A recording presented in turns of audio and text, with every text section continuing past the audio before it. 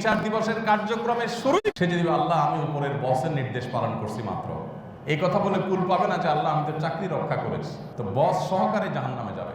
গোটা পৃথিবীর সব মানুষের যদি জড়িত থাকে একজন মানুষের হত্যায়, নট অনলি বিচার করবেন আল্লাহ তাআলা কিয়ামতের দিনে বিচার দিবসের কার্যক্রমের শুরুই করবেন মানুষ খুনের বিচার দিয়া, যে সে ব্যক্তি চিরকাল জাহান্নামে থাকবে যদি সে মনে করে এই খুন করার রাইট তার আছে, এই অধিকার মনে করে যদি সে হত্যা করে, এটাকে যদি বৈধ সে মনে করে, তাহলে সে বেঈমান, সাথে সাথে কাফের হয়ে যায়।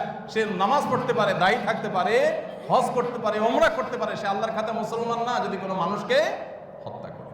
মানুষ সম্মানিত, এমনকি যদি মানুষ অমুসলিম হয়, কাফিরও হয়, আল্লাহর প্রতি অবিশ্বাসী হয়, অ্যাজ এ মানুষ তিনি একটা রেসপেক্ট পাওয়ার হক রাখেন। আপনি চাইলেই একজন অন্য ধর্মাবলম্বী মানুষ হলে, আল্লাহর প্রতি বিদ্রোহী বা আল্লাহর প্রতি অবিশ্বাসী মানুষ হলেই আপনি তার জীবনের হানি, আপনি তার সম্পদের হানি করতে পারেন না। একটি প্রসিদ্ধ হাদিস আমরা অনেকে বারবার হয়তো শুনে থাকবো। প্রিয় নবী সাল্লাল্লাহু আলাইহি সাল্লামের সামনে দিয়ে একজন ইয়াহুদির লাশ নিয়ে যাওয়া হচ্ছিল। নবী করিম সাল্লাল্লাহু আলাইহি সাল্লাম সে লাশটির প্রতি সম্মান প্রদর্শন করলেন। তাকে বলা হলো, হে আল্লাহর রাসূল, এটা তো ইয়াহুদির লাশ, অমুসলিম মুসলমানদের দুশমন, তার লাশ, আপনি এই লাশের প্রতি রেসপেক্ট প্রকাশ করলেন। তখন নবী করিম সাল্লাল্লাহু আলাইহি সাল্লাম বলেছেন, আলাইসাত নাফসা, এই লাশটি কোনো মানুষ নয় কি? এটা তো একটা মানুষ, অতএব এজ এ মানুষ সে একটা রেসপেক্ট, আমার মর্যাদা আমার পেতে পারে।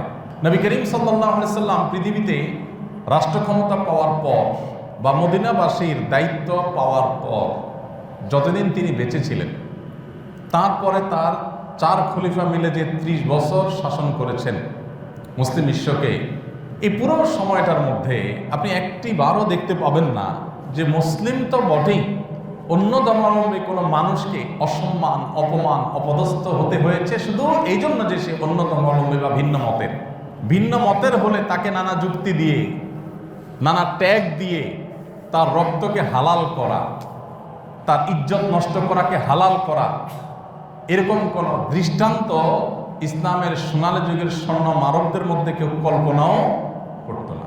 এতটা সম্মান আল্লাহ তাআলা মানুষকে দিয়েছেন, এতটা মর্যাদা আল্লাহ তাআলা মানুষকে দিয়েছেন। নবী করিম সাল্লাল্লাহু আলাইহি ওয়াসাল্লামের একটি